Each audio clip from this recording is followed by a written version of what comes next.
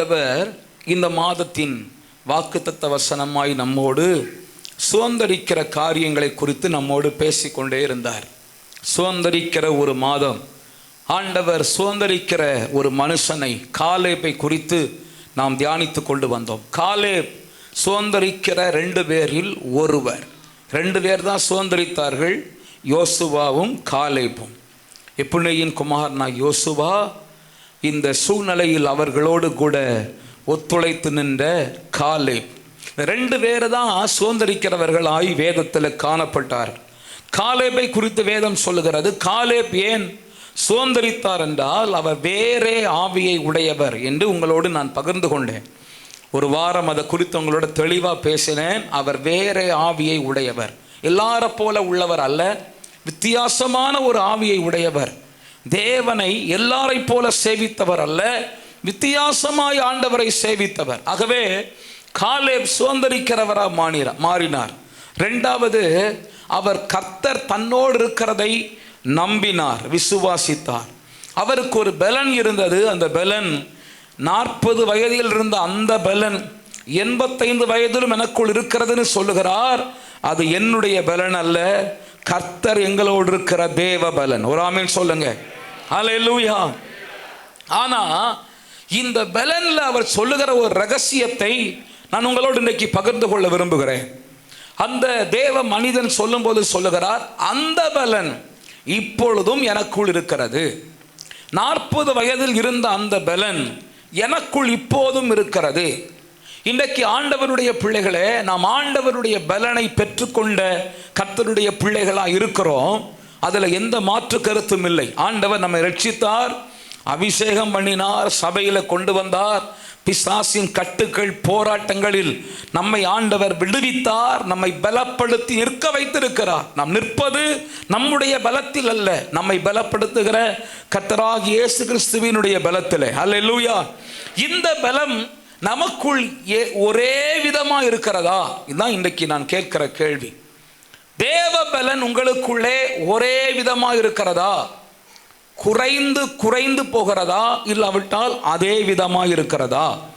சில நேரங்களில் நமக்குள்ள தேவன் கொடுக்கிற பலன், கொடுக்கப்பட்ட நோக்கம், கொடுக்கப்பட்ட காலம், அந்த நாட்களில் ரொம்ப பயங்கரமா இருக்கும். ரட்சிக்கப்பட்ட ஆரம்ப நாட்கள், ஆண்டவருக்குள்ளே வந்த ஆரம்ப நிலைகள். கலாத்திய சபையை பார்த்து பவுல் அப்போஸ்தலன் சொல்லுகிறார், நீங்கள் சொன்னால் உங்கள் கண்களை எனக்கு பிடுங்கி கொடுக்க மனதா இருந்தீர்கள் என்கிறார். பவுலுக்கு கண்களில் ஒரு பிரச்சனை, கண்களில் சீல் வடிந்து கொண்டே இருக்கும். ஆகவே அவருடைய கண் பார்வை மங்கல். இதனால பல ஊழிய தலங்களில் போகும்போது பவுல் அப்போஸ்தலனுக்கு ரொம்ப சங்கடம். அதனால அவங்க என்ன சொல்றாங்க, ஐயா நாங்க 2 கண்ணை வச்சு என்ன பண்ண போறோம், எங்க கண்ணில் ஒரு கண்ணை உங்களுக்கு பிடுங்கி கொடுத்துட்டா நீங்க நல்லா ஊழியம் செய்யுங்க. அந்த அளவிற்கு அவர்கள் தேவ நேச வைராக்கியமா இருந்தார்கள். ஆனால் புத்தி இல்லாத கலாத்தியரே என்று அவர்களை திட்டுகிறார், சத்தம் போடுகிறார். வழிமாற பண்ணினவன் யார் என்று கேட்கிறார். அவர்களுக்கு பிரம்போடு வரவா என்று அவர்களை கடிந்து கொள்ளுகிறார். ஏனென்றால் அவ்வளவு நன்றாய் வேதத்திலே தேவனுடைய அன்பிலே வைராக்கியமா இருந்த ஒரு கூட்டம் நாளடைவிலே அவர்கள் தணிந்து போனார்கள். அவர்களுடைய அன்பு குறைந்து போனது. வேதத்தை நேசிக்க நீங்கள் ஒரு நாளில் ஆரம்பித்திருக்கலாம், வேதம் வாசிக்க ஆரம்பித்திருக்கலாம், மணிக்கணக்காக வாசித்திருப்பீர்கள். இப்பொழுது உங்கள் நிலை என்ன? காலேபுக்குள் இருந்த அந்த பலன் இன்றைக்கு குறையாது இருக்கிறதா? இதுதான் என்னுடைய கேள்வி. காலேபுக்குள் இருந்த அதே அபிஷேகம் நாட்களானது, 45 ஆண்டுகளானது. இன்றைக்கு உங்களுடைய ஆவிக்குரிய எக்ஸ்பீரியன்ஸ் என்ன? நாம் எல்லாரும் ஒவ்வொரு எக்ஸ்பீரியன்ஸ் சொல்லுவோம். என்றைக்கு நீங்கள் ரட்சிக்கப்பட்டீர்கள், அதிலிருந்து நாங்கள் 10 ஆண்டுகளாக இருக்கிறோம், 20 ஆண்டுகளாக இருக்கிறோம், சபை ஆரம்பிக்கப்பட்ட நாள்லேயே நாங்கள் ரட்சிக்கப்பட்டவங்களாக இருக்கிறோம், ஆண்டவரை ரொம்ப ஆண்டுகளாக தெரிந்திருக்கிறேன், ஆண்டவர் கிருபையினாலே நான் 2000 ஊழியத்துக்கு அழைக்கப்பட்டேன், 26 ஆண்டுகளாக ஊழியம் செய்கிறேன். அப்படி பல காரியங்களை நாம் நிறைய காரியங்களை அனுபவங்களை சொல்லுகிறோம். சரி, இன்றைக்கு என்னுடைய கேள்வி, அன்றைக்கு உங்களுக்குள் இருந்த வைராக்கியம், நேசம், தேவன் மேல் இருந்த விசுவாசம் இன்றைக்கு எந்த நிலைமையில் இருக்கிறது? காலேப் சொல்லுகிறார், குறையவில்லை, எனக்குள் இப்பொழுதும் இருக்கிறது. பலன் குறைந்து இருக்கிறது, வயது ஏறி போனது. அன்றைக்கு 40, இன்றைக்கு 85. ஆனால் பலன் குறையவில்லை, விசுவாசம் குறையவில்லை. இன்னைக்கு அந்த நிலைமையில உங்களோடு நான் விரும்பி கேட்கிறது, அந்த குறையாத ஒரு பலத்தை கர்த்தர் உங்களுக்குள்ளே எதிர்பார்க்கிறார். ஒருவேளை குறைந்திருக்கலாம், அதை உங்களுக்குள்ளே பெருக பண்ண விரும்புகிறார். சில நேரங்களில் இழந்திருக்கலாம். ஒன்று தெரியுமா, அபிஷேகம் பெற்ற எல்லாரும் அபிஷேகம் பெற்றவர்கள்னு சொல்ல முடியாது.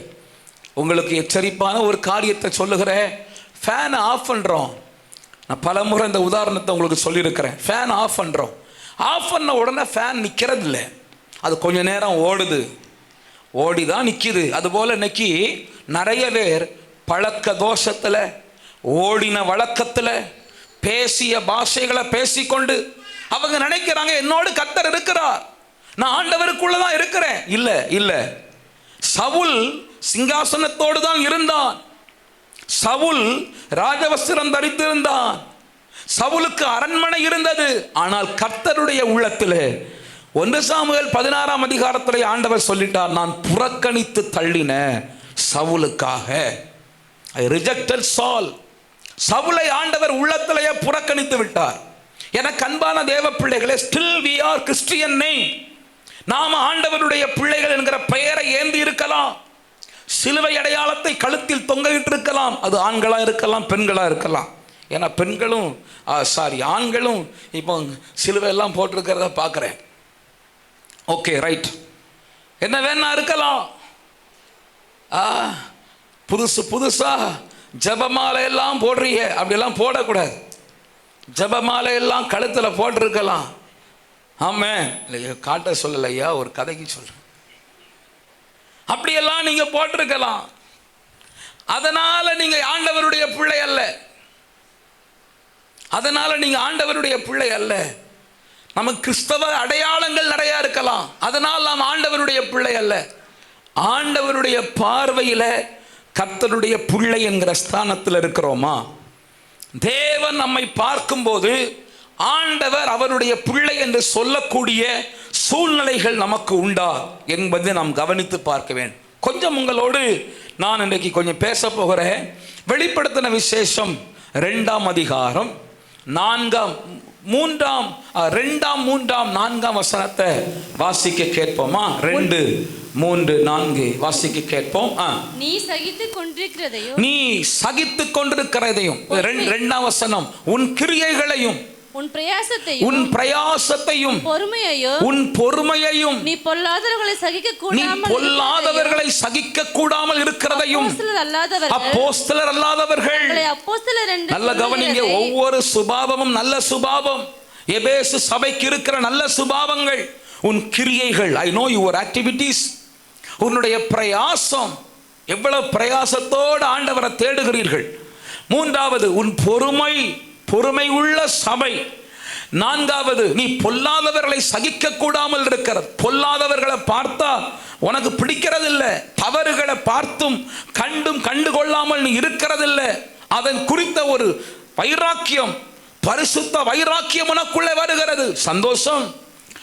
அப்போஸ்தலர் அல்லாதவர்கள் தங்களை அப்போஸ்தலர் என்று பொய் சொல்லுகிற நபர்களை நீ கண்டறிந்து அவர்களை டிசர்னிங் ஸ்பிரிட்டோடு, ஆவிகளை பகுத்தறியும் வரத்தோடு அவர்களை கண்டறிகிற ஆவிக்குரிய வெளிப்பாடு இருக்கிறது. நல்லது. இதெல்லாம் ஒரு சபைக்குள்ள இருக்கிறது, எபேசு சபைக்குள்ள இருக்கிறது. நீ சகித்து கொண்டிருக்கிறாய். எத்தனை உபத்திரவங்களை உலகம் உனக்கு கொடுத்தாலும் எபேசு சபையை நீ சகிக்கிறாய். நல்லது. வாசிப்போம். பொறுமையா இருக்கிறதையும் என் நாமத்தின் நிமித்தம் நீ இளைப்படையாமல் சோர்ந்து போகாமல் பிரயாசப்பட்டதையும் அறிந்திருக்கிறேன். ஆனாலும் நீ ஆதியில் கொண்டிருந்த அன்பை விட்டாய் என்று உன் பேர் எனக்கு ஒரு குறை உண்டு. ஆண்டவர் எபேசு சபைக்கு சொல்லுகிற ஒரு வார்த்தை, நீ ஆதியில ஒரு அன்பை வைத்திருந்தாயே, அந்த அன்பில் குறைவுபட்டிருக்கிறாய், அந்த அன்பில் குறைந்திருக்கிறாய்.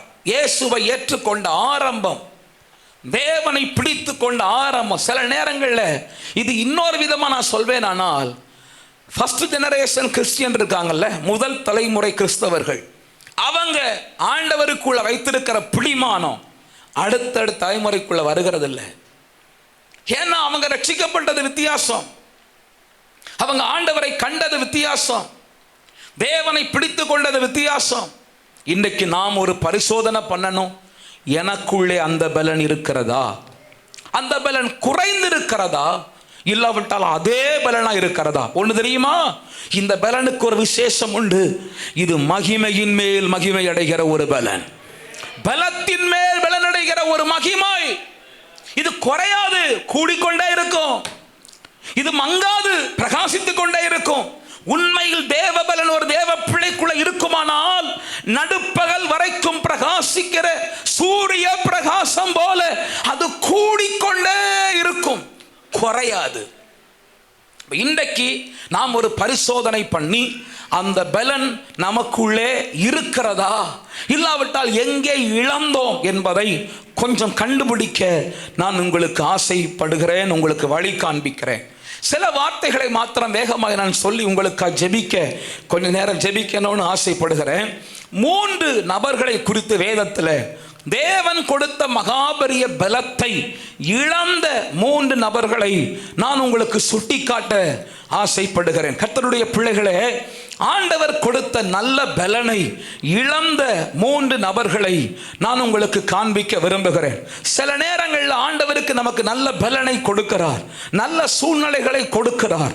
ஆனால் சில நேரங்கள் அந்த பலனை இழந்து விடுகிறோம், அந்த பலனை மறந்து போகிறோம், அந்த பலனை மறுதலித்து போகிறோம். வாசிக்கலாமா? ஆதியாகமத்தின் புஸ்தகம் 3ஆம் அதிகாரம் 16, 17, 18 ஆகிய 3 வசனங்களை ஒருவர் வாசிக்க நாம் கேட்கலாம். அவர் ஸ்திரீயை நோக்கி நீ கர்ப்பவதியா இருக்கும்போது உன் வேதனை மிகவும் பெருக பண்ணுவேன், வேதனையோட பிள்ளை பெறுவாய், உன் ஆசை உன் புருஷனை பற்றி இருக்கும், அவன் உன்னை ஆண்டு கொள்ளுவான் என்றார். பின்பு அவர் ஆதாமை நோக்கி, நீ உன் மனைவியின் வார்த்தைக்கு செவி கொடுத்து புசிக்க வேண்டாம் என்று நான் உனக்கு விலக்கின விருட்சத்தின் கனியை புசித்தபடியினாலே பூமி உன் நிமித்தம் சபிக்கப்பட்டிருக்கும், நீ உயிரோடு இருக்கும் நாளெல்லாம் வருத்தத்தோட அதன் பலனை புசிப்பாய், அது உனக்கு முள்ளும் குறுக்கும் முளைப்பிக்கும், வெளியின் பயிர் வகைகளை புசிப்பாய், நீ பூமியிலிருந்து எடுக்கப்பட்டபடியால் நீ பூமிக்கு திரும்ப. கொஞ்சம் காரியங்களை பார்ப்போமா? நல்ல கவனியுங்கள். ஆதாம் தேவனால் உருவாக்கப்பட்ட ஒரு மனிதன், அவனுக்கு மகா பெரிய பலன் இருந்தது. அந்த பலன் எல்லாம் நினைச்ச ஆச்சரியமான பலன், ரொம்ப அழகான பலன். அவனுக்கு ஆண்டவர் கொடுத்திருந்த சூழ்நிலைகள் ரொம்ப அழகானவைகள். எப்படி நீங்க பாத்தீங்கன்னா, ஆதாமுக்கு ரொம்ப ஸ்பெஷலா ஆண்டவரோடு ஒரு உறவு இருந்தது. தினந்தோறும் மாலையில ஆண்டவர் வருவார். நீங்களும் நானும் தேவனை ஒருவனும் ஒரு காலம் கண்டதில்லை. நாம் ஆண்டவரை நேரடியா பார்க்கல, ஆனா தெய்வத்தை நேரடியாக பார்க்கிற ஒரு பாக்கியம் ஆதாமுக்குள்ள இருந்தது, அவனுடைய மனைவி ஏவாளுக்குள்ள இருந்தது. அவர்கள் தினந்தோறும் மாலையில் ஆண்டவரோடு நடக்கிற ஒரு அனுபவத்தை பெற்றிருந்தார்கள். அதிலும் விசேஷமாய் அவர்களை ஆண்டவர் ஒரு அழகான தோட்டத்திற்குள் வைத்தார். தேவனுடைய எல்லைக்குள்ள இருந்தார்கள், தேவனுடைய ஆசீர்வாதத்தின் எல்லைக்குள்ள இருந்தார்கள், கர்த்தருடைய எல்லைக்குள்ள இருந்தார்கள். அவர்களுக்கு தாகத்திற்கு 4 ஆறுகளை கர்த்தர் கொடுத்தார்.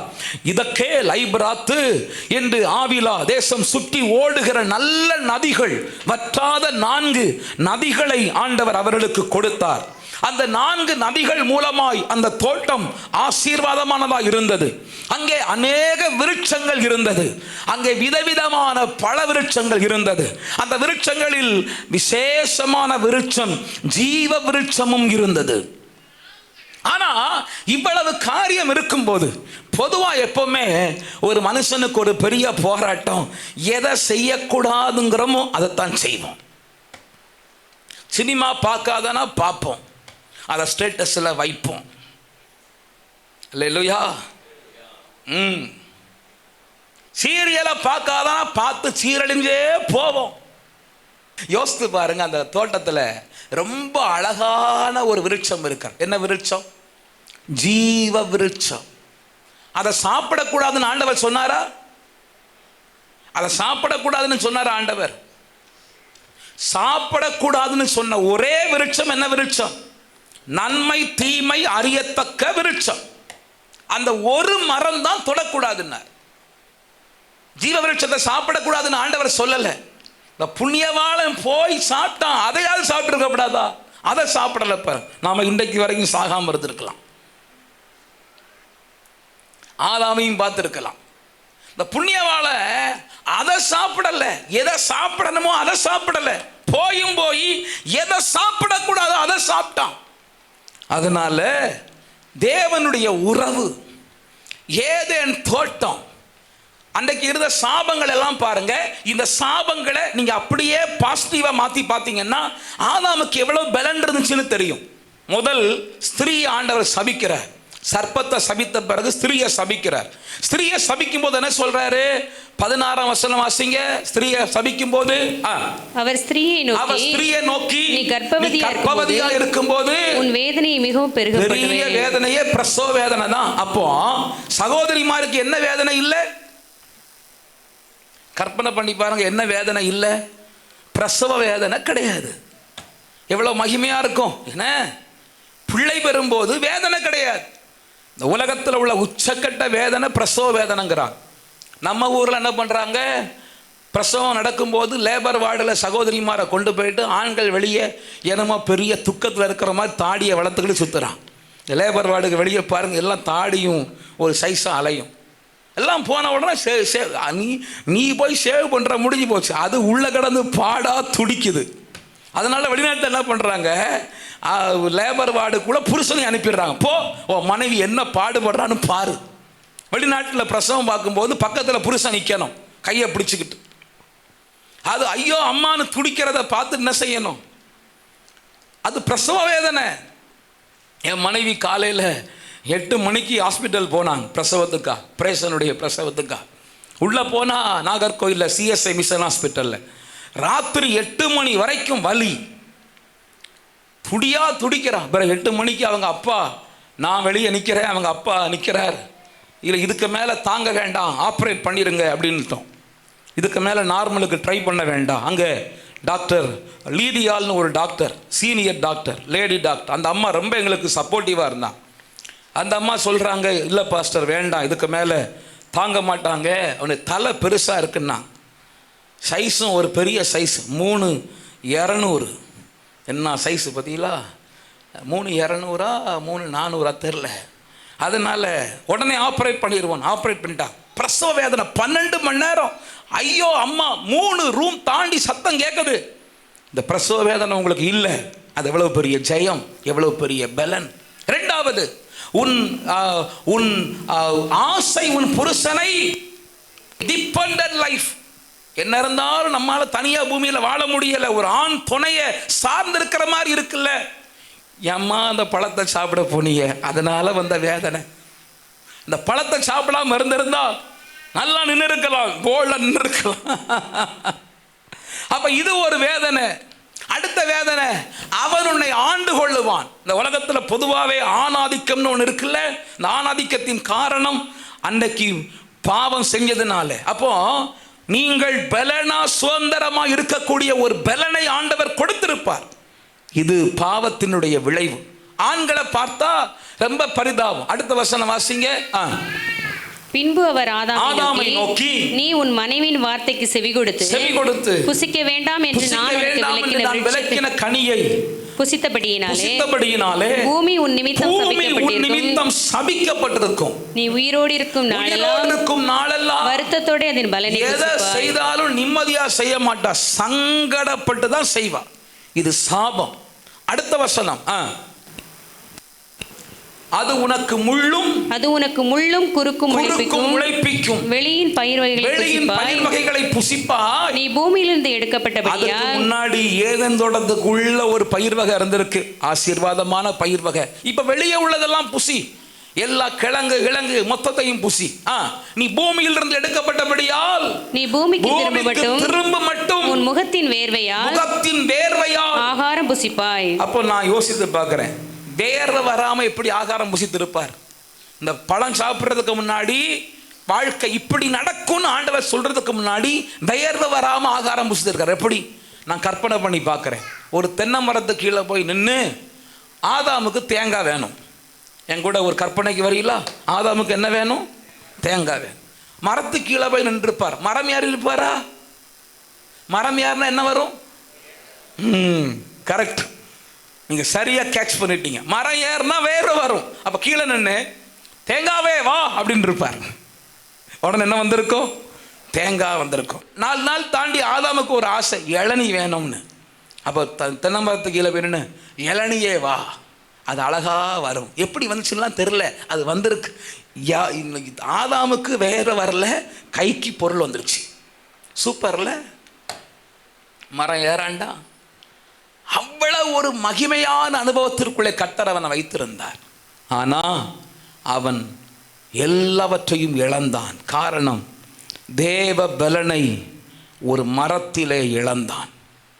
இன்னைக்கு அன்பு தேவ பிள்ளைகளே, ஆண்டவருக்கு கீழ்ப்படியாத ஒரு காரியத்தினாலே, தேவனுக்கு விருப்பமில்லாத சில காரியங்களை செய்கிறபடியினால், கர்த்தர் உங்களுக்கு வைத்திருக்கிற ஆசீர்வாதமான தேவ உறவு, ஆண்டவர் வைத்திருக்கிற ஆசீர்வாதமான வாழ்வு எல்லாவற்றையும் இழந்து அவன் தோட்டத்திலிருந்து துரத்தப்பட்டான். தேவ சமூகத்திலிருந்து அப்புறப்படுத்தப்பட்டான்.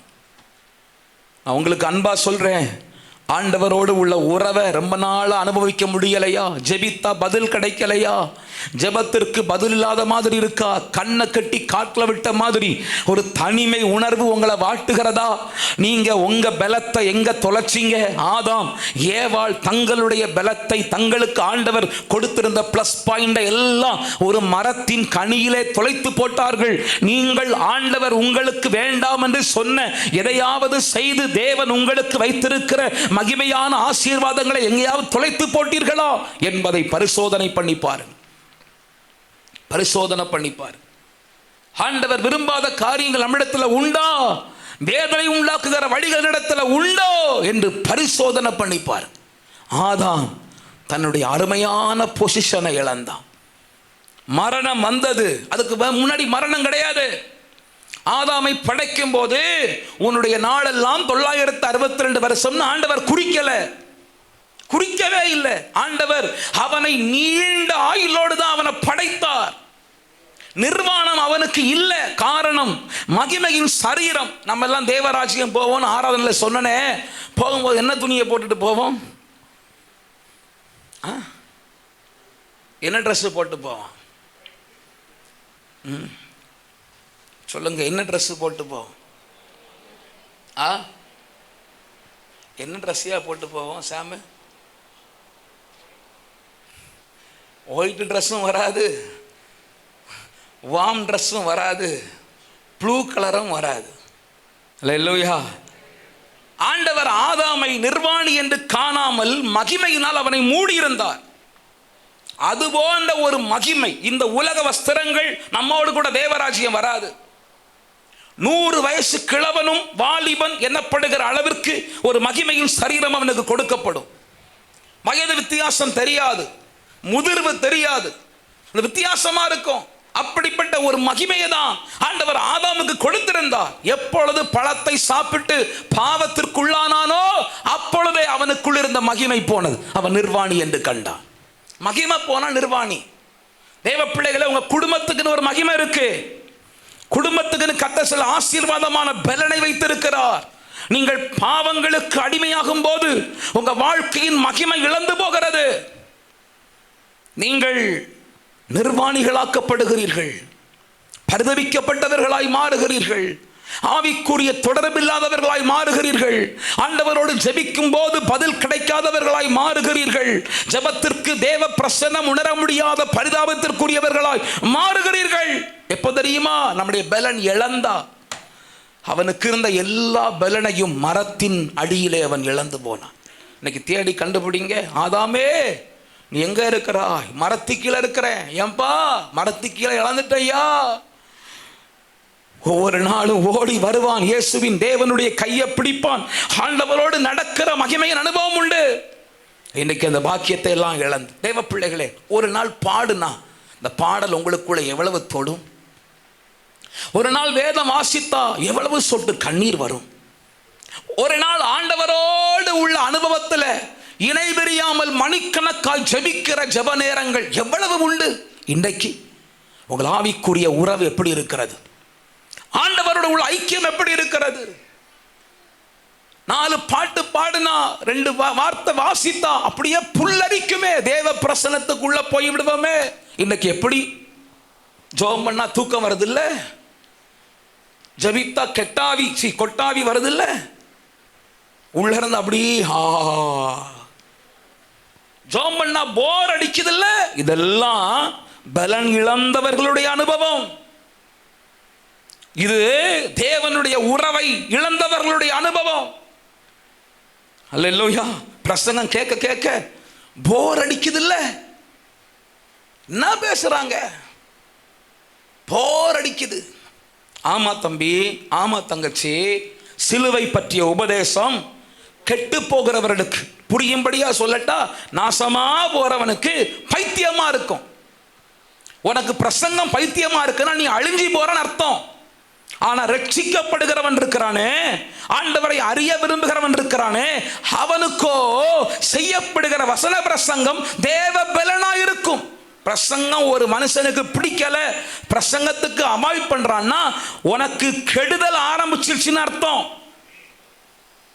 அல்லேலூயா. விசுவாசிகள் கவனிங்க, சபைக்குள்ள இருந்து கொண்டு எல்லா பிள்ளைகளுக்கும் டயரி வேணும். எல்லா பிள்ளைகளும் டயரி கொண்டு வரணும்.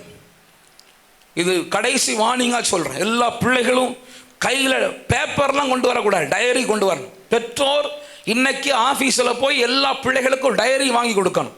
டயரியில பிரசங்க குறிப்பெடுக்கணும், பிரசங்கத்தை உள்ள அப்சர்வ் பண்ணணும், கர்த்தருடைய வார்த்தை ஏற்றுக்கொள்ளணும். ஏன்னா அது உனக்கு தேவ பலனா மாறும். உன் வாழ்க்கையின் கசடுகளை அழித்து உன்னை தேவனோடு சேர்க்கும். ஆனா இது அப்படி இல்லை. ஆண்டவருடைய உறவை இழந்த ஆதாமை போல் நாம் இருக்கக்கூடாது. 2வது ஒரு மனுஷனை உங்களுக்கு காண்பிக்க விரும்புகிறேன் வேகமாய். நியாயாதிபதிகள் 16ஆம் அதிகாரம் 16ஆம் வசனம் வாசிக்கலாமா? நியாயாதிபதிகள் 16. அவனை தினம் தினம் தன் வார்த்தைகளினாலே நெருக்கி, இப்படி அவனை தினம் தினம் தன் வார்த்தைகளால் நெருக்கி அலட்டிக் கொண்டிருக்கிறதுனால் சாகத்தக்கதாய் அவன் ஆத்துமா விசனப்பட்டு. ஒரு பெரிய பலசாலி சிம்சோன். ஆனா இப்போ அவன் நிலைமை என்ன தெரியுமா? செத்துடலாமா, செத்தா தேவையில்ல இல்ல, அப்படி ஒரு வாசம் பேசும், செத்தா தேவலாம் அப்படிங்கிற அளவுக்கு இறங்கிட்டான். ஏன்? எங்கே அவனுடைய பலத்தை தொலைத்தான்? ஒரு வேசியின் மடியில தொலைத்தான். சிம்சோன் மகாபெரிய பராக்கிரமசாலி. அவனுடைய பராக்கிரமத்தின் ரகசியம் ஆச்சரியம். அவன் பிறப்பு விசேஷமானது. கேட்காத பிரசங்கம் இல்லை. ஆனா ஆவியானவர் யாரோ சிலரோடு இன்றைக்கு பேசுகிறார். இந்த செய்தியே நான் புதன்கிழமை அதிகாலையிலேயே ஆயத்தம் செய்து விட்டேன். புதன்கிழமை காலையிலேயே நான் prepared this message. நல்ல கவனிங்க தேவ பிள்ளைகளே. சிம்சோன் பராக்கிரமசாலி. அவன் தாயின் வயிற்றில் குழந்தையாய் கருத்தரிக்கும் போதே, கருத்தரிப்பதற்கு முன்பாகவே ஆண்டவர் மனோவாவை பார்த்து சொல்லுகிறார், மனோவாவே உன் மனைவி இப்படி இப்படி இருக்கணும், உனக்கு பிறக்க போற பிள்ளை இப்படிப்பா, அப்படி நசரைய விரதம் என்று நீ எல்லா கல்யாண வீட்டுக்கும் போகக்கூடாது. கல்யாண வீட்டில் போனா கடைசியா நம்ம ஊர்ல பாயாசம் கொடுக்கிறது போல திராட்சை ரசம் கொடுப்பாங்க. அந்த திராட்சை ரசம் குடிக்க கூடாது. காரணம் உனக்குள் இருக்கிற பிள்ளை நசரையன். அவன் நசரைய விரதம் உடையவனாய் வளர வேண்டும். அவன் தலையில சவரகம் கத்தி படக்கூடாது. இப்படி எல்லாம் பல கண்ட்ரோல் சொல்லி அவன் பிறப்பே ஸ்பெஷல். பாஸ்டர், நான் பொருத்தனை பண்ணி தான் பிள்ளைய வாங்கினேன், நான் ஊழியத்துக்கு ஒப்பு கொடுத்திருக்கிறேன்.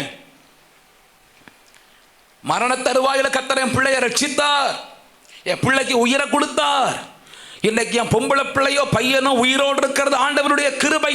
நல்லது நல்லது. இது ஒரு தேவபலன், வளர்ப்பும் தேவபலன். வளர்ந்ததும் கர்த்தருக்குள்ளே.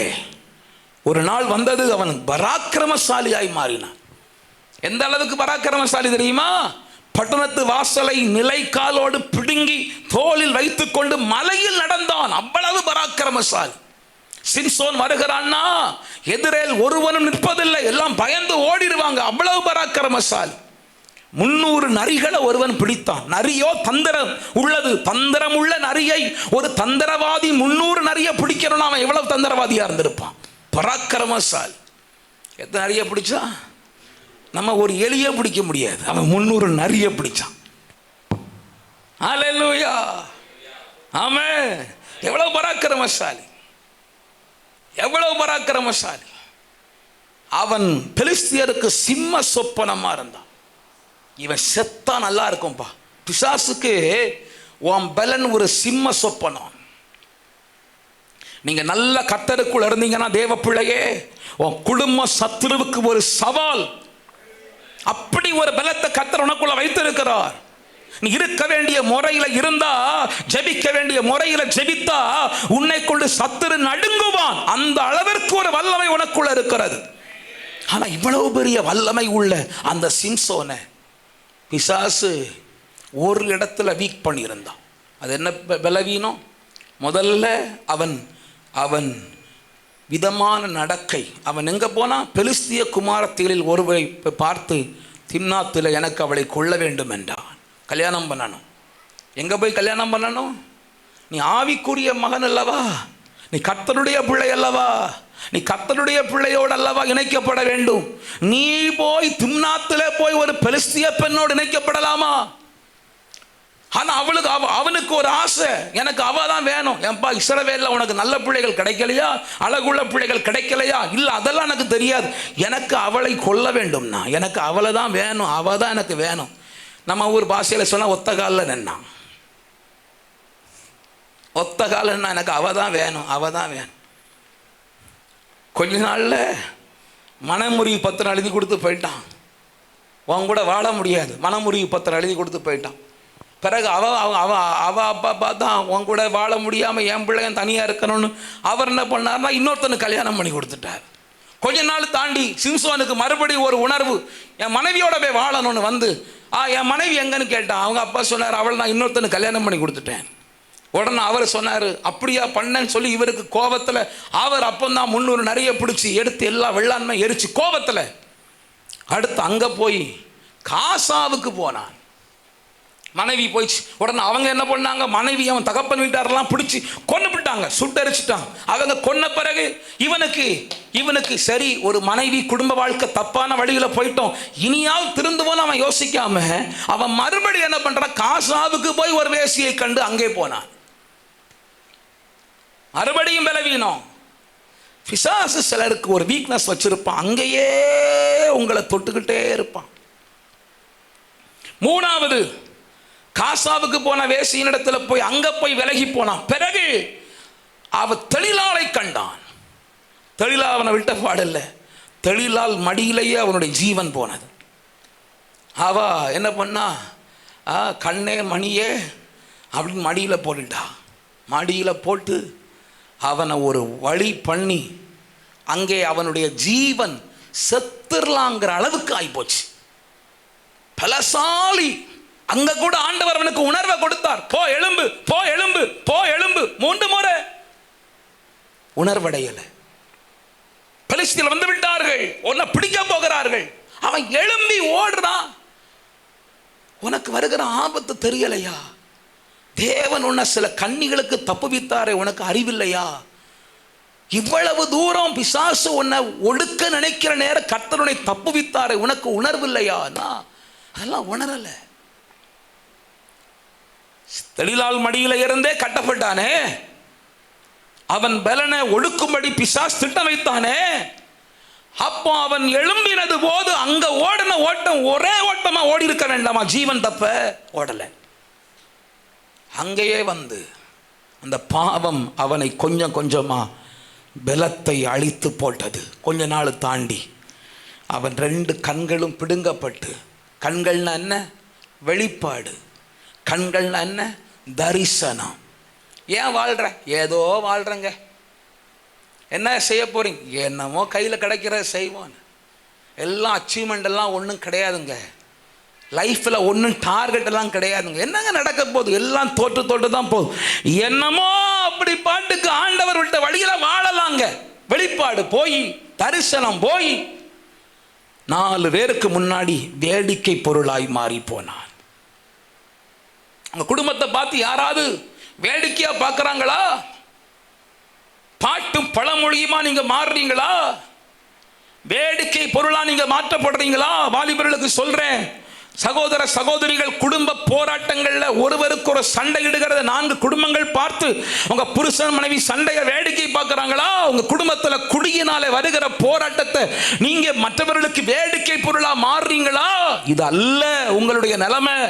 உங்களுக்குள்ள ஒரு தேவ பலன் இருந்திருக்கணும். அந்த பலத்தினுடைய மகிமை வித்தியாசமா இருந்திருக்கணும். சத்துரு பிசாசு இன்றைக்கு உங்களை ஒரு வேடிக்கை பொருளா வச்சிருக்கிறான். சிம்சோன் தெளிலால் மடியிலே பலத்தை தொலைத்தான். நீங்க தெளிலால்னு சொன்ன உடனே ஒரு பெண்ணுடைய மடியிலேன்னு மட்டும் யோசிக்க கூடாது. அப்படியும் ஒரு அர்த்தம் கொள்ளலாம். இன்னொன்று, பாவத்தின் உலகம் தெளிலாலின் மடியா இருக்கிறது. இந்த உலகமே தெளிலால் மடிதான். இந்த உலகமே பாவத்தின் கூடாரம்தான். எங்க திரும்பினாலும் அசுத்தம். பலத்தை குறைய பண்ணுகிற பொல்லாத தன்மைகள். இன்ஸ்டாகிராம் ஓபன் பண்ணா அப்படிதான் இருக்கு, பைபிள் ஓபன் பண்ணாலும் அப்படிதான் இருக்கு. தெளிலாலின் மடி. அன்பு வாலிப தம்பி தங்கச்சிகளே, சகோதர சகோதரிகளே, தெளிலாலின் மடியில விழுந்துடக்கூடாது. உங்க போன்ல தெரியும். அல்லேலூயா. என் போனுக்கு பாஸ்வேர்டு இல்லை, அல்லது என் போன் பாஸ்வேர்டு என் மனைவிக்கு புருஷனுக்கு தெரியும் அப்படின்னு சொல்றவங்க மட்டும் கை தூக்குங்க. நான் சொன்னா எப்படி இருக்கும்? நிறைய பேர் தூக்குறீங்க, சந்தோஷம். தூக்குங்க பார்ப்போம். there is no password. அல்லேலூயா. கை கீழே போடுங்க, கை கீழே போடுங்க. இப்படி கேட்டு நிறைய பேர் கை தூக்குறீங்களே, இன்னொரு விதமா கேட்டு பார்த்தா எப்படி இருக்கும்? வேண்டாம். ரகசியமா இருக்கிறோம். ஆமென். நிறைய பேருக்கு பயம்.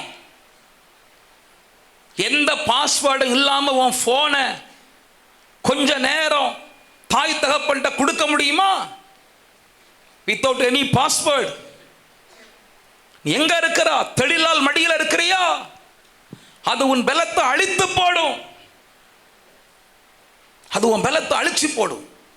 இன்னைக்கு நிறைய பேர் சிக்கி இருக்கிறது இதை பொல்லாத தொலைபேசியில தான், அந்த அலைபேசியில. பலவிதமா பலவிதமா பலவிதமா விதவிதமா ரொம்ப தூரத்தில் இருக்கிறவர்களோட தொடர்பு கிடைக்கிறது, முகம் பாராதவர்களோடு தொடர்பு கிடைக்கிறது. கடந்த நாளில் ஒரு செய்தியை கேள்விப்பட்டோம், ரொம்ப ஆச்சரியமா இருந்தது. ஒரு 40 வயது சகோதரி, ஒரு 27 வயது வாலிபன், முகமே தெரியாது அவனுக்கு, அவ யாருனே தெரியாது, குரல் இனிமையா இருக்குதுன்னு ஆசைப்பட்டான். அவள் கொண்டு போய் கொண்டு போட்டாள். பிணத்தை வீட்டில் மறைச்சு வச்சுட்டா. நாற்றம் தாங்காமல் கண்டுபிடிக்கப்பட்டது. எவ்வளவு பயங்கரம் பாருங்க. முகமே தெரியாது அவனுக்கு. அன்னைக்கு தான் முதல் சந்திக்கிறான். எங்க? தெளிலால் மடி. சினிமா என்கிற தெளிலால் மடி. நீங்க உங்க பிள்ளைகள்லாம் எங்க இருக்காங்கன்னு யோசித்து பாருங்க. உங்க பிள்ளைகள்லாம் எங்க இருக்காங்க? தெளிலால் மடியில இருந்தா அந்த பிள்ளைக்குன்னு ஒரு பலன் இருக்கு சிஸ்டர், அந்த பிள்ளைக்குன்னு ஒரு பலன் இருக்கு பிரதர், உங்க மகனுக்குன்னு ஒரு பலன் இருக்கு, உங்க மகளுக்குன்னு ஒரு பலன் இருக்கு. நீங்க கண்ணை மூடுறதுக்கு முன்னாடி உங்க பிள்ளையினுடைய வாழ்வு இந்த உலகத்தில் நிற்கிற ஒரு பலன் இருக்கிறது. அந்த பலத்துக்குரிய முழு வாழ்வை நீங்க பார்க்கணும்னா இன்றைக்கு உங்க பிள்ளைகள் தெளிலால் மடியிலிருந்து எழும்பணும். சில தெளிலால் மடியில படுத்திருக்கிறது, பொல்லாத பாவங்களை சிக்கி இருக்கிறான். சில பிள்ளைகள் எப்ப பார்த்தாலும் சினிமா ரீல்ஸ் இதுக்குள்ள சிக்கி இருக்கிறான். குழந்தையே அதை பார்த்தானே சாப்பிடுது. இல்ல மொபைல் போன் கொடுக்கணும், இல்ல என் பிள்ளை அமைதியா இருக்கிறோம்னா மொபைல் போன் கொடுக்கணும், கொடுத்தா பிள்ளை அமைதியாயிரும். தெளிலால் மடி, தெளிலால் மடி. இன்னைக்கு சிம்சோன் அவன் பிறப்பிலிருந்து அவன் மட்டும் ஒருவேளை விழுந்து போகாம இருந்திருந்தா அவனை போல ஒரு பலசாலியான ராஜா நியாயாதிபதி இஸ்ரவேலில் இருந்திருக்கவே முடியாது. அவனை போல ஒரு பெரிய பலசாலி கற்பனை கூட செய்திருக்க முடியாது. தாவீது என்ன தாவீதெல்லாம் ஒரு மூளைக்கு தான். அவ்வளவு பராக்கிரமசாலியா சிம்சோன் இருந்திருப்பான். பிரதர், சிஸ்டர், வாலிபனே, வாலிப சகோதரியே, உனக்கென்று கர்த்தர் ஒரு மகிமையான பிளான் வரைந்து, உனக்கென்று மகிமையான திட்டம் கர்த்தர் வைத்திருக்கிறார். God have the great feature about your life, your future. ஆனா நீ கொஞ்சம் கொஞ்சமா உன் பலத்தை இழந்து சில தேவனுக்கு பிரியமில்லாத தொழிலால் மடிகள்ல கிடந்து உன் வாழ்க்கையை நாசம் பண்ணாதே. ஆண்டவர் இன்னைக்கு உன்னை எச்சரிக்கிறார். நீ தேவ சமூகத்தில் இருக்க வேண்டியவன், கர்த்தருடைய வேதத்தில் இருக்க வேண்டியவன். ஏன் தெரியுமா? அங்கதான் நமக்கு ரீசார்ஜ் ஆகும். அங்கதான் வேதம் வாசிக்க வாசிக்க நமக்குள்ள பலன் உண்டாகும். நம்முடைய குறைகள் நீக்கப்பட்டு, நம்முடைய பாவங்கள் அசடுகள் கழியப்பட்டு, நமக்குள்ள ஒரு ஆவிக்குரிய பலன் உண்டாவது கர்த்தருடைய வேதத்தில். அங்க இருக்க இருக்க இருக்க நமக்கு பலன். தேவ சமூகம் நமக்கு பலன். அல்லேலூயா. இயேசுவின் சமூகம் எத்தனை ஆனந்தம், இயேசுவுக்காய் ஜீவிப்பது எனக்கு ஆனந்தம், இயேசுவுக்காய் ஜீவிப்பது எனக்கு ஆனந்தம். இயேசுவின் சபைக்கு வருவதே போர் அடிக்குதே, அப்படிதான் இந்த காலத்து இளைய தலைமுறைகள்லாம் சொல்றாங்க. ஆனா அந்த கால தலைமுறைகள் அப்படி அல்ல. இயேசுவின் சமூகம் எத்தனை ஆனந்தமாய் இருந்தது. தேவ சமூகத்தை ஆனந்தமாய் விரும்புகிறவன் பலனடைவான். பாடுவோமா? இயேசுவின் சமூகம் எத்தனை ஆனந்தம், இயேசுவுக்காய் ஜீவிப்பது எனக்கு ஆனந்தம். ஆமே. ஃபுல்லா சார்ஜ் ஆகணும்னா 3 மணி நேரம் ஆகும். நான் சொல்றேன், உங்க லைஃப் ஃபுல்லா சார்ஜ் ஆகணும் எத்தனை மணி நேரம் ஆகும்? 100% சார்ஜ் ஆகணும் எத்தனை மணி நேரம் ஆகும்? 9:30 வந்து 12:30 போனா ஃபுல் சார்ஜ் ஆகும். அல்லேலூயா. வேற எங்கேயோ சுத்தி கித்தி வராரு. ஆமா, அங்கதான் வர. நீங்க எப்போ வர்றீங்க? சில ஃபோனை, சில லைஃபை வெளியே கொண்டு போனால் 75% சார்ஜ்டு, மீதி 25%. 2வது பாட்டு தான் உள்ளே வந்தேன். ஃபுல்லாக சார்ஜ் ஆகணும்னா 3 hours ஆகும். அல்லேலூயா. இயேசுவின் சமூகம் எத்தனை ஆனந்தம், இயேசுவின் சமூகம் எத்தனை ஆனந்தம், இயேசுவுக்காய் ஜீவிப்பதோ எனக்கு ஆனந்தம், இயேசுவுக்காய் ஜீவிப்பதே. பாடுங்க. இயேசுவின் சமூகம் எத்தனை ஆனந்தம், இயேசுவின் சமூகம் எத்தனை ஆனந்தம், இயேசுவுக்காய் ஜீவிப்பதே எனக்கு. நல்ல கைதட்டி பாடுவோம். இயேசுவுக்காய்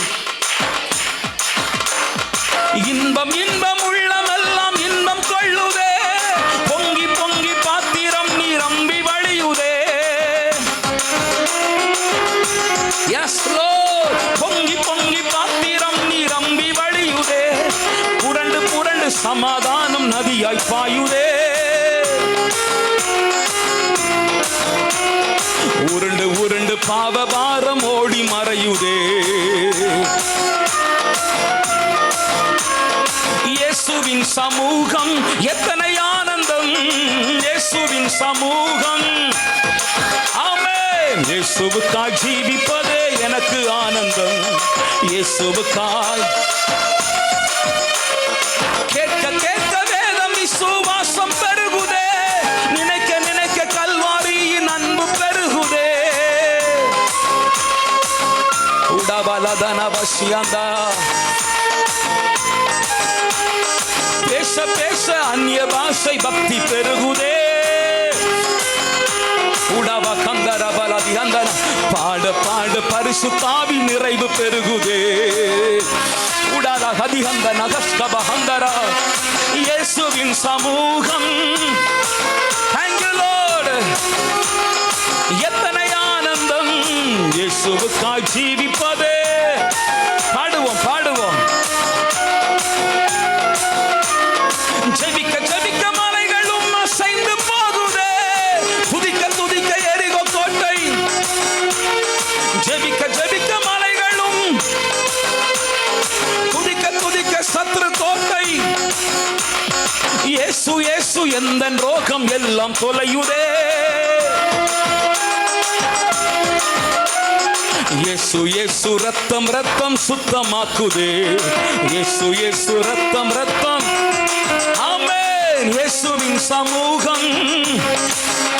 இப்படி ஆண்டவர் சமூகத்துல உட்கார்ந்து இருந்தா சார்ஜ் ஆகிட்டே இருக்கும். உலகத்தின் தெளிலால் மடியில போய் கடந்தா இருக்கிற பலன் எல்லாம் குறைந்து கொண்டே இருக்கும். நிறைய பேர் பொழுதுபோக்கு, டைம் பாஸ், பலன் போயிரும். உனக்குள் இருக்கிற பலன் பெருகணும்னா, தேவ பலன் பெருகணும்னா, ஸ்தோத்திரம் கர்த்தருடைய சமூகத்தை நாடி, சிம்சோனே உன் பிரதிஷ்டையில தரித்திருந்து தேவ சமூகத்தை நாடி கர்த்தருடைய கீழ்ப்படிதலுக்குள்ள நல்லா இருந்தா உன் பலன் இன்னும் பெருகும்பா. தெளிலால் மடி உன் பலத்தை இழக்க பண்ணும். சினிமா தெளிலால் மடி. அல்லேலூயா. இன்னைக்கு நிறைய பேர் நிறைய காரியங்களை சொல்லி வித்தியாசமா இருக்காங்க. சபாநாயகர் சொல்றாரா, ஒரு வாலிபன் கமெண்ட் போட்டிருக்கிறான். சபாநாயகரே சொல்றார், நான் வேதாகமத்தை 1000 கொடுப்பேன்னு சொன்ன சபாநாயகரே சொல்றார், சினிமா பார்க்கும்போது எனக்குள்ளே புத்துணர்வு வருகிறது. வரும், இருக்கிற பலன் உருவிரும். பிசாஸ் புத்துணர்வு வராது, பலன் போயிரும். ஆவிக்குரியவன் போய் சினிமாவுக்கு முன்னாடி உட்காராதுங்க, சீரியலுக்கு முன்னாடி உட்காராதுங்க. அதுக்கு பதிலாக கர்த்தருடைய சமூகத்துல உட்காருங்க. எனக்கு சந்தேகம், நிறைய கர்த்தருடைய பிள்ளைகள் கூட இந்த தெளிலால் மடியில படுத்து இருக்காங்க. there is no deliverance. ஒரு விடுதலை இல்லை. இன்னைக்கு கர்த்தர் உங்க பலனை குண்ட பண்ணுகிற பொல்லாத தெளிலால் மடிகள்ல இருந்து உங்களுக்கு ஒரு விடுதலை தருவாராக. நிறைய பேர் பலவிதமா, நான் சொல்றேன், ஆண்டவர் எனக்கு பாஸ்டர் என்ன பிரச்சனை எனக்குன்னு ஒரு ஜோம் பண்ணி கண்டுபிடிச்சிடுறீங்களா? வேண்டவே வேண்டாம். நான் சொல்லுவேன், எந்த தீர்க்கதரிசியும் விட நல்ல தீர்க்கதரிசி உங்க சுய மனசாட்சி தான். உங்களுக்கே நல்லா தெரியும் இன்னைக்கு என் பலன் குறைய என்ன காரணம், ஆண்டவர் எனக்குன்னு வைத்திருக்கிற மகிமையின் அனுபவங்கள் குறைய என்ன காரணங்கிறது உங்களுக்கு நல்லா பட்ட பகல் போல வெட்ட வெளிச்சம் போல தெரியும். அதை கண்டுபிடிச்சு சிம்சோனுக்கு ஒரு தெளிலால் மடி போல எனக்கு என்ன, அதை கண்டுபிடிச்சு வெளியே வந்தா ஆண்டவரை ஜெயமாய் மாற பண்ணுவார். தம்பி, உங்களுக்குன்னு ஒரு ஃபியூச்சர் உண்டையா? நான் நேற்றைக்கு முந்தானட்ட சொன்னேன், நம்மை ஆசீர்வதிக்கிறவர் கர்த்தர். ஃபாஸ்டிங் ப்ரேயர்ல நினைக்கிறேன், நம்மை ஆசீர்வதிக்கிறவர். நீ நினைக்கலாம், இந்த இடத்துல போய் ஆசீர்வதிக்கப்படுவேன், இந்த இடத்துல நான் போய் ஒரு கம்பெனியில் சேர்ந்தா நான் பெரிய ஆளாயிருவேன், மெட்ரோபாலிட்டன் சிட்டியில் போனா எனக்கு அப்படியே எல்லா டெக்னாலஜி என் மூளைக்குள்ள சர் சர் சர் நுழைஞ்சிரும். ஒன்றும் கிடையாது. ஆசீர்வதிக்கிறவர் யாரு? கர்த்தர். கர்த்தர் எவரையும் எங்கையும் ஆசீர்வதிக்க தேவனால் முடியும். மோசே எங்க ஆசீர்வதித்தார்? மோசே எங்க உயர்த்தப்பட்டார்? சொல்லுங்க, அரண்மனையிலையா? அரண்மனையில மோசே உயர்த்தப்பட்டாரா? அரண்மனையில வெட்கம், அரண்மனையில தோல்வி. வனாந்திரத்தில் மோசே அழைக்கப்பட்டார். வனாந்திரத்தில் 30 லட்சம் ஜனங்களுக்கு தலைவனாய் மாறினான். மோசேயை ஆசீர்வதிக்கணும்னு கர்த்தர் வைத்திருந்த இடம் வனாந்திரம். யோசேப்பை கர்த்தர் எங்க ஆசீர்வதித்தார்? அப்பா வீட்டிலையா? அப்பா வீட்டில் தான் ஆசீர்வதிக்கப்படணும்னு ஆசைப்பட்டார். ஏன்னா அங்கதான் அடையாளங்கள்லாம் தெரிந்தது. அப்பாட்ட செல்ல பிள்ளையானார், பலவர்ண அங்கிக்கு சொந்தக்காரர் ஆனார். படிப்படியா உயர்வு. அங்கதான் சொப்பனம் கண்டார், அங்க தரிசனம் கண்டார். அவருக்கு எல்லா விதமான வாக்குத்தத்தங்கள் அங்கதான் கொடுக்கப்பட்டது. அவர் அங்கதான் ஆசீர்வதிப்பார் நினைச்சிருந்தார். ஆனா கர்த்தர் அவரை கொண்டு போனது எங்கே? எகிப்திற்கு. உன்னை ஆண்டவர் ஆசீர்வதிக்கணும்னு கர்த்தர் சிட்டி அல்ல, தேசம் அல்ல, கம்பெனிஸ் அல்ல, நல்லா கவனிக்கணும், என்னுடைய ஜாப் அல்ல. நிறைய பேர் நினைக்கிறது, இந்த வேலை எனக்கு கிடைச்சா, இந்த படிப்பு எனக்கு கிடைச்சா, இந்த காரியம் எனக்கு கிடைச்சா நான் பலனா மாறிடுவேன். நோ நோ, உன்னை ஆசீர்வதிப்பவர் கர்த்தர் என்கிற ஒரு அடிப்படை இருக்குமானால் அந்த தேவன் எந்த இடத்திலும் உன்னை ஆசீர்வதிக்க முடியும். ஆசீர்வதிக்கிறவர் கர்த்தர். அல்லேலூயா. ஹல்லேலூயா. ஆசீர்வதிக்கிறவர் கர்த்தர். திரும்ப திரும்ப திரும்ப சொல்றேன், அல்ல அவர் கொடுக்கிற பலன். நான் இன்றைக்கு சாயங்காலம் வரக்கூடிய தேவ ஊழியரோட நேற்றைக்கு இரவு திடீர்னு ஒரு அரேஞ்ச்மெண்ட். இது அவர் இங்கே ஒரு இடத்துக்கு வர்றார். சாயங்காலம் நான் உங்களை வந்து பார்க்கணுன்னாரு. ஏன் சும்மா வந்து பார்க்குறீங்க, ஒரு செய்தி கொடுத்துட்டு போகலாமேன்னு கேட்டேன். திடீர்னு ஒரு அரேஞ்ச்மெண்ட். அப்போ அவர் சில காரியங்களை சொல்லி பேசி கொண்டிருக்கும் போது அவர் சொன்னார், அவர் சந்தோஷப்பட்டார். திருவண்ணாமலையிலையா அப்படின்னார். நான் சொன்னேன், ஏன் திருவண்ணாமலையில ஏன் மலைக்கிறீங்க? அல்லேலூயா. ஆசீர்வதிக்கிறவர் யாருப்பா? அல்லேலூயா. ஆசீர்வதிக்கிறவர் யாரு தம்பி? ஆசீர்வதிக்கிறவர் யாரு? படிப்பல்ல, வேலையல்ல. தெளிவடையுங்கள், தெளிவடையுங்கள், தெளிவடையுங்கள். சிம்சோன் பார்த்தா, என் பலத்துக்கு முன்னாடி ஒருத்தருடைய தந்திரமும் இருக்க முடியாது, நான் பெரிய பலசாலி, எல்லாத்துலையும் தப்பிடுவேன், நான் சிக்கிக்கிட்டான். தெளிலால் மடிகள் உன்னை சிக்கிக்கொள்ள பண்ணும்.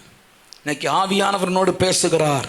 இந்த காலை வேளையில் ஏதாவது கர்த்தருக்கு பிரியமில்லாத தெளிலால் மடியில் நீ சிக்கியிருப்பாயானால் கர்த்தர் அதிலிருந்து உன்னை வெளியே கொண்டு வர விரும்புகிறார். அல்லேலூயா. மகா பெரிய பலன், மகா பெரிய ஒரு சந்தோஷமான எதிர்காலம் நாசகோலமானது ஒரு தெளிலால் மடியில். ஆனால் என்ன பண்ணுறது? கிருபை உள்ள தெய்வம் இரக்கத்தை வெளிப்படுத்தி அவனை மறுபடியும் அவன் முடிய முளைக்க பண்ணினார். ஆனால் அவனுக்கு விருப்பம் இல்லை. ஏன்னா பார்வையற்றவனாய் தரிசனமற்றவனாய் வாழ்வதை விட இந்த மக்களோடு பெலிஸ்தியரோடு சாவதை விரும்புகிறேன் என்று அவன் செத்து மடிந்தான். ஆனால் நான் ஆராதிக்கிற தேவன் திரும்ப நம்மை பலப்படுத்த வல்லமை உள்ளவர். இந்த காலை வேளையில் கர்த்தர் உங்களை திரும்ப பலப்படுத்தி உங்களை திரும்ப ரீசார்ஜ் பண்ணுவதற்கு ஆண்டவர் வல்லமை உள்ளவராக இருக்கிறார். அல்லேலூயா. காலேபுக்குள்ள அதே பலத்தை, குன்றி போன பலத்தை கர்த்தர் மறுபடி உங்களுக்குள்ள பெருக பண்ணி பலத்தால் நிரப்ப கர்த்தர் விரும்புகிறார். கொஞ்ச நேரம் உங்களுக்காக ஜெபிக்க போகிறேன். ஒரு 5-6 நிமிடங்கள் ஜெபிக்க போகிறேன். கடைசியாய் உங்களோடு நான் சொல்ல விரும்புகிற காரியம் 2 ராஜாக்கள் 5ஆம் அதிகாரம் 27, 28 ஆகிய 26, 27 ஆகிய 2 வசனங்களை வாசிப்போம். நீ அவளுக்கு 2 ராஜாக்கள் 5ஆம் அதிகாரம் 26, 27. அப்பொழுது அவன் இவனை பார்த்து, அந்த மனுஷன் உனக்கு எதிர்கொண்டு வர தன் ரதத்தில் இருந்து இறங்கி திரும்புகிற போது என் மனம் உன்னுடனே கூட செல்லவில்லையா? பணத்தை வாங்குகிறதற்கும் வஸ்திரங்களை ஒலிவத் தோப்புகளை திராட்சை தோட்டங்களையும் ஆடு மாடுகளையும் வேலைக்காரிகளையும் வாங்குகிறதற்கு இது காலமா? ஆகையால் நாகமானின் குஷ்டம் உன்னையும் உன் சந்ததியாரையும் என்றைக்கும் பிடித்திருக்கும் என்றார். உடனே அவன் உறைந்த மழை நிறமான குஷ்டரோகியாகி அவன் சமூகத்தை விட்டு புறப்பட்டு போனான். இந்த காரியம் உங்களுக்கு நிறைய பேருக்கு தெரிந்திருக்கும் நினைக்கிறேன். கேயாசி என்கிற கர்த்தருடைய ஊழியக்காரன், பெரிய பலன் கேயாசிக்கு.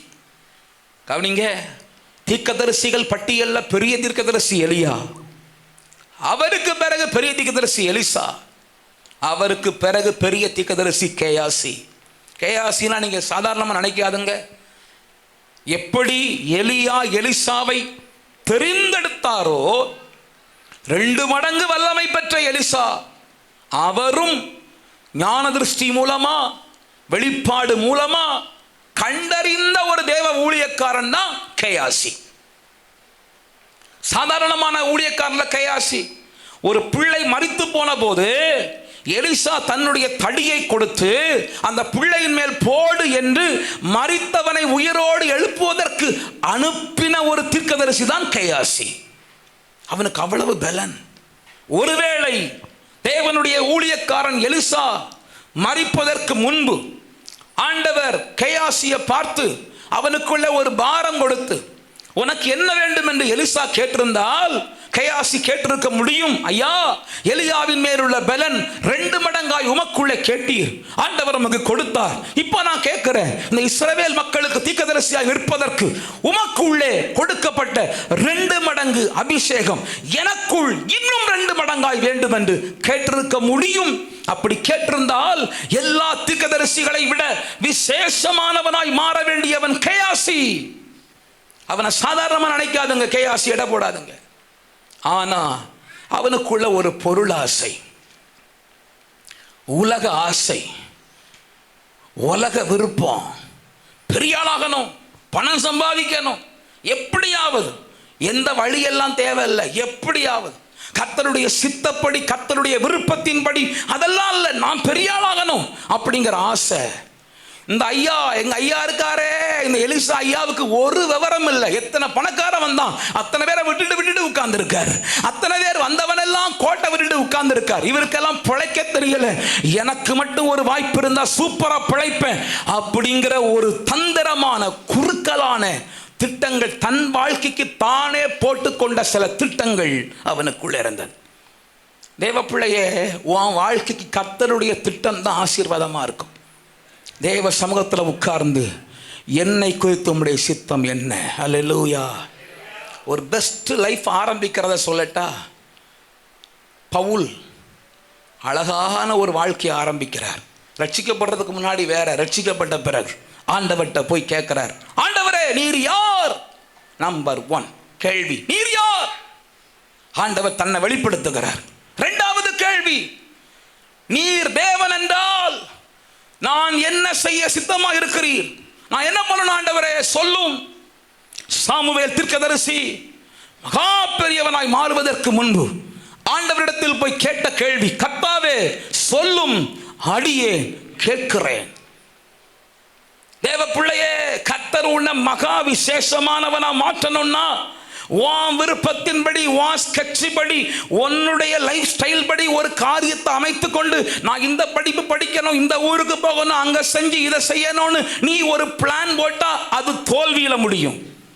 தேவ சமூகத்தில் உட்கார்ந்து ஆண்டவர் என்னை குறித்து வைத்திருக்கிற திட்டம் என்னன்னு தேவ சமூகத்தில் கேட்டு ஜெபித்து, இன்னொருவர் சொல்லி மாத்திரம் அல்ல, உனக்குள்ளே ஒரு தெளிவு ஏற்படுகிற அளவிற்கு தேவ சத்தம் கேட்கிற ஒரு அனுபவத்திற்குள் நீ வருவாயானால் உன் லைஃப் மகா பெரிய பலனான லைஃபா இருக்கும். அல்லேலூயா. இன்னைக்கு நாமளே இந்த ஐயாவுக்கு ஒன்றும் தெரியல, நான் எல்லாத்தையும் பார்த்துக்கிறேன், டக்கு டக்குன்னு ஒரே நாள் பணக்காரன் ஆயிடலாம் அப்படின்னு போனா, தங்கத்தை வாங்கினா, வெள்ளியை வாங்கினா, எல்லாம் வாங்கினா, வஸ்திரங்களை வாங்கினா, எல்லாம் வாங்கினா. இன்னைக்கு சாயங்காலம் ரிசைன் லெட்டர் கொடுக்கணும். யார்கிட்ட? எலிசாட்ட. உமக்கும் எனக்கும் சம்பந்தம் கிடையாது. நான் உமக்கு பக்கத்திலே ஒரு பிரான்ச் ஆஃபீஸ் போட போகிறேன். ஆமாம், உமக்கு பக்கத்திலே ஒரு பிரான்ச் ஆஃபீஸ் போட்டு இயேசு அற்புதம் செய்கிறார் ஊழியங்கள். உங்க கூட இருந்தல்ல, எத்தனை அற்புதத்தை பார்த்துருக்கிறேன். நான் ஒரு பிரான்ச் ஆஃபீஸ் போட போறேன். எல்லாம் மனக்கோட்டையோட வந்த உடனே எலிசா கேட்டார், ராஜா எங்க போயிட்டு வந்தார்? எங்கேயும் போகல. அந்த வசனம் வாசிங்க பார்ப்போம். தப்பானவன் பொய் தான் சொல்லுவான்ல. பின்பு அவன் உள்ளே போய் தன் எஜமானுக்கு முன்பாக நின்றான்.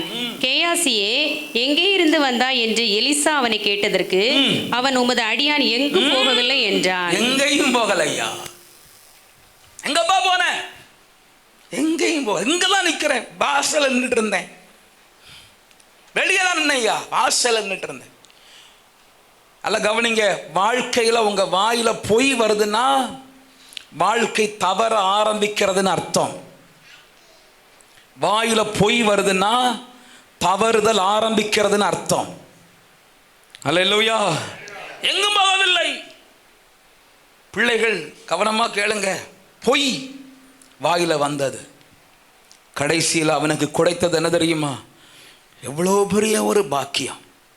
அந்த பாக்கியத்தெல்லாம் இழந்து மகா பெரிய தேவ ஊழியர் நிற்க வேண்டிய அந்த கேயாசி எலிசாவுக்கு முன்பு உறைந்த குஷ்டரோகியா நிற்கிறான். குஷ்டரோகி என்பது இஸ்ரவேலில் சபிக்கப்பட்ட ஒரு வியாதி. எந்த வியாதிகாரனா இருந்தாலும், கேன்சர் வியாதிகாரனா இருந்தாலும் உள்ள உட்கார வச்சு சோறு போடுவான். ஆனா குஷ்டரோகம் ஒருவனுக்குள் வந்தால் அவனே ஊரை விட்டு வெளியே போய் காடுகளில் தஞ்சம் புகுந்து விடுவான். நாய்க்கு சோறு வைப்பது போல அவனுக்கு சோறு வைப்பாங்க, வச்சுட்டு வந்துடணும். எல்லாரும் போன பிறகு அந்த பிளேட்டை அவன் சாப்பிடுவான், கழுவுவான், அங்கேயே அந்த பாறையில் வைப்பான். நாளைக்கோ நாளை கழிச்சோ அவன் சொந்தக்காரங்க அங்கே வந்து நாய்க்கு சோறு கொட்டினது போல சோறு கொட்டுவாங்க. இப்படி தான் அவன் மரணம் வரைக்கும் அவன் வாழ்க்கை. மகா பெரிய தேவ ஊழியனாய் நின்று பிரகாசிக்க வேண்டிய ஒருவன் பரிதாபத்திற்குரியவனாய் மாறி போனது அற்ப பணத்தினிடத்தில் தன் பலத்தை இழந்து போனான். தேவஜனமே, இன்றைக்கு நான் உங்களை பார்த்து ஒரு கேள்வி கேட்குறேன். எங்கே உங்கள் பலத்தை இழந்தீர்கள்? எங்கே உங்கள் பலத்தை இழந்தீர்கள்? இன்னைக்கு உங்கள் பலத்தை இழக்க பண்ணுகிற, சார்ஜ் குறைய பண்ணுகிற பல பொல்லாத வல்லமைகள் உலகத்தில் இருக்கிற நிறையா இருக்கு. எங்கே இழந்தீர்கள்? ஒரு 2-3 நிமிடங்களில் கண்டறியுங்கள். ஆண்டவர்கிட்ட அந்த இழக்கிறவைகள் என்னை விட்டு போகட்டும் ஆண்டவரே, என்னை மறுபடி பலப்படுத்தும் ஆண்டவரே. ஏன்னா ஒரு தேவ மனுஷனை கர்த்தர் பலப்படுத்தினால் அவனை கொண்டு கர்த்தர் செய்கிற காரியங்கள் ஆச்சரியமாக இருக்கும். ஆடுகளுக்கு பின்னாக போன சாதாரணமான ஒரு தாவீதை கர்த்தர் 19 தலைமுறைகள் ஆள வைத்தது அவனை பலப்படுத்தினார் கர்த்தர். அவன் கர்த்தருடைய வணக்கத்திற்கும் வணைவிற்கும் தன்னை ஒப்பு கொடுத்தான். ஆண்டவர் விரும்புகிறது போல் அவனுடைய வாழ்க்கையில் பாவம் வந்தது. ஆண்டவர் உணர்த்தின போது தூக்கி எறிந்தான். ஆண்டவரே என்னை மன்னியும் என்று விழுந்து கிடந்தான். கர்த்தர் அவனை உயர்த்தினார். தாவீது உயர்த்தப்பட்டான். நான் கண்ட 3 நபர்கள் தங்கள் பலனை இழந்தார்கள். எனக்கு அன்பான தேவ பிள்ளையே, இன்றைக்கு கர்த்தர் உன்னை பலப்படுத்த விரும்புகிறார். கண்களை மூடி சில நிமிடங்கள் ஜெபிக்க போகிறோம். ஷகபா ஹந்தரபலா. எங்கே உங்கள் பலத்தை இழந்தீர்கள்? எங்கே உங்கள் ஆவிக்குரிய பலத்தை இழந்தீர்கள்? இன்னைக்கு ஆண்டவர் உங்களோடு போராடுகிறார். எனக்கு ஜோமணி சொல்லுங்க பாஸ்டர். வேண்டாம். உங்கள் மனசாட்சிக்கு தெரியும். உங்கள் மனசாட்சி தான் நல்ல தீர்க்கதரிசி. உங்கள் மனசாட்சிக்கு தெரியும். நீங்கள் இழந்த அந்த இடத்தை கண்டுபிடியுங்கள். வெளிப்படுத்தின விசேஷத்தில் சொல்லப்பட்டிருக்கிறது, இந்த நிலைமையிலிருந்து விழுந்தாய் என்பதை அறிந்து கண்டறிந்து ஆதியில் செய்த கிரியையை செய்வாயாக. இது தேவ பிள்ளையே, தற்பரிசோதனை பண்ணுகிற ஒரு நேரம். எங்கே இழந்தாய்? எங்கே நீ உன் பலத்தை இழந்தாய்? சத்துரு எந்த காரியத்தின் மூலம் உன் பலத்தை இழக்க பண்ணி இருக்கிறான்? கண்டறிய முடியுமா? நீ கண்டறிகிற, எப்படி ஒரு ஸ்கேன் பண்ணி ஒரு வியாதியின் அறிகுறியை கண்டறிகிறார்களோ அதுபோல தேவ ஜனமே, நீங்கள் இந்த காரியத்திற்கு இதுதான் காரணம்னு கண்டறிந்து விட்டால் ஜெயித்து விட்டீர்கள் அர்த்தம். இந்த காலை வேளையில் ஆவியானவர்களோடு இடைபடுகிறார். கண்டறியுங்கள். நிதானித்து உய்த்து ஆராய்ந்து பாருங்கள். நிதானித்து பார்க்கிறவர்களுக்கு ஆக்கினை தீர்ப்பு இல்லை. நீ எப்படிப்பட்ட மோசமான நிலைமையில் நீ இன்றைக்கு இருந்தாலும், எங்கே என்னுடைய பலன் இழந்தேன் என்பதை கண்டறிந்தாயானால் கர்த்தர் உன்னை மறுபடி தூக்கி எடுப்பதற்கு வல்லமை உள்ளவராய் இருக்கிறார். பேதுருவை தூக்கி எடுத்த ஆண்டவர், சிம்சோனுக்கு இரக்கம் பாராட்டிய ஆண்டவர், இன்னைக்கு மறுபடி உன்னை தூக்கி நிறுத்த ஆண்டவர் வல்லமை உள்ளவராய் இருக்கிறார். இந்த காலை வேளையில் ஆவியானவருடைய கரம் அநேகரை தூக்க விரும்புகிறது. சோத்திரம் சோத்திரம் சோத்திரம் சோத்திரம். ஜெபித்துக் கொண்டே இருங்க. சோத்திரம் சோத்திரம் சோத்திரம் சோத்திரம்பா சோத்திரம்பா சோத்திரம்பா சோத்திரப்பா. பலரை தூக்கி எடுக்க விரும்புகிறார். கொஞ்ச நேரத்தில் கண்டுபிடிச்சிருங்க, என் வாழ்க்கையில் இதுதான் என் பலன் இழப்பிற்கு காரணம். என் வாழ்க்கையில் ஆவிக்குரிய பலன் இழப்பிற்கு குடும்ப ஜெபம் இல்லாமை ஒரு காரணம். ஆண்டவர் உங்களோட எதை பேசுறாரோ அதை தீர்மானமாக எடுங்க. தேவ பிள்ளையே, உங்கள் குடும்பத்தின் பலன் இழப்பதற்கு, தொழில் பலன் இழப்பதற்கு, வேலையின் பலன் இழப்பதற்கு, ஞானத்தின் பலன் இழப்பதற்கு, சமாதானத்தின் பலன் இழப்பதற்கு என்ன காரணம் கண்டுபிடிக்கணும். தேவ சமூகத்தில் கண்டுபிடிக்கணும். இன்னைக்கு வீட்டுக்கு போய் அதை சரி பண்ணணும். தெளிலால் மடியா தூக்கி எறிந்து விடு. கர்த்தருக்கு பிரியமில்லாம கீழ்ப்படியாம கிரியைகளா அதை தூக்கி எறிந்து விடு.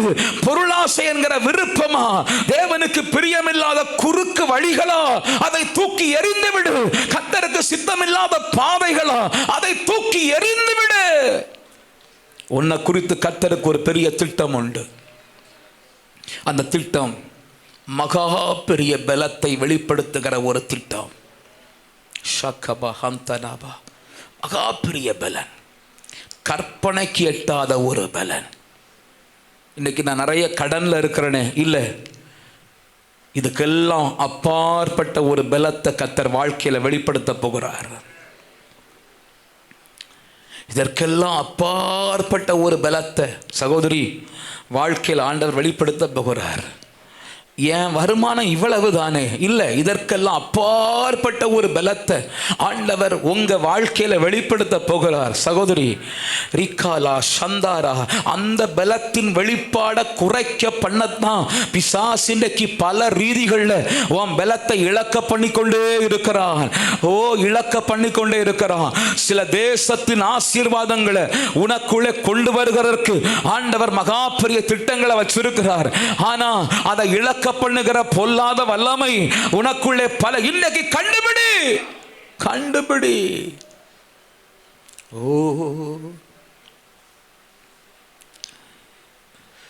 உம்மை போல் யாருண்டு எந்தன் இயேசுநாதா, இந்த பார்தலத்தில் உம்மை போல் யாருண்டு, உம்மை போல் யாருண்டு எந்தன் இயேசுநாதா, இந்த பாதலத்தில் உம்மை போல். பாவப்பீடியினில் சிக்கி நான் உள்ளன்றேன், தேவாத்தன் அன்பினால் மன்னித்தீர்.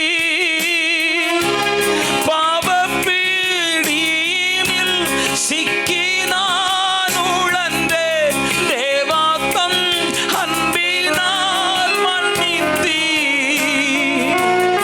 உம்மை போல் யாருண்டு எந்தன் இயேசுநாதா, இந்த பாதலத்தில் உம்மை போல். உலகம் மாமிசம் பிசாசு கடியில் அடிமையாகவே பாவினா ஜீவித்தே, நிம்மதி இழந்தே மனம் போல் நடந்தேன், ஏமாற்றம் அடைந்தே. என்னையா தேடினீர் ஐயா இயேசுநாதா, உம்மை மறந்த ஓர் துரோகி நான். என்னையா தேடினீர் ஐயா இயேசுநாதா, அடிமை உமக்கே. உம்மை போல் யாருண்டு எந்தன்யே. அர்ப்பணிங்க. ஆண்டவரை நான் அர்ப்பணிக்கிறேன். எதிலெல்லாம் சிக்கி இருக்கிறேன் அதுல வெளியே வர அர்ப்பணிக்கிறேன். இன்றைக்கு நான் செய்யும் இந்த தீர்மானத்தை என்றைக்கும் காத்திட உம்மாவியா நிரப்பும். நோருக்கும் நோருக்கும் உடையும் மனையும் உமக்கே உகந்த தூய சரீரமா. ஐம்புலங்களையும் உமக்குள் அடக்கும் இயேசுவே ஆவியா நிரப்பும். வெற்றி வாழ்க்கையுள்ள மகனாய் திகழ அக்கினி என் உள்ளம் நிரப்பும். வெற்றி வாழ்க்கையுள்ள சிவர கந்தரபலதனா ஏ ரப கந்தரபலா. தேவ பிள்ளைகளை நான் ஜெபித்து முடிக்க போகிறேன். இன்றைக்கு ஒரு தீர்மானம் பண்ணுங்கள். என் பலத்தை இழக்க பண்ணுகிற எந்த காரணிகளோ அந்த காரணிகளை கண்டறிந்து அவைகளை என் வாழ்க்கையை விட்டு விலக்கி பலன் கொள்ளுகிறவனாய் மாறப்போகிறேன். பலத்தின் மேல் பலனடைந்து அவர்கள் சியோனுக்கு வந்து கர்த்தருடைய சந்ததியிலே காணப்படுவார்கள். நம்ம சபையில் இருக்கிற எல்லாரும் பலன் உள்ளவங்களாக மாறணும். அதை நான் சொல்கிறது சர்வப்பிரகாரமான பலன் அல்ல.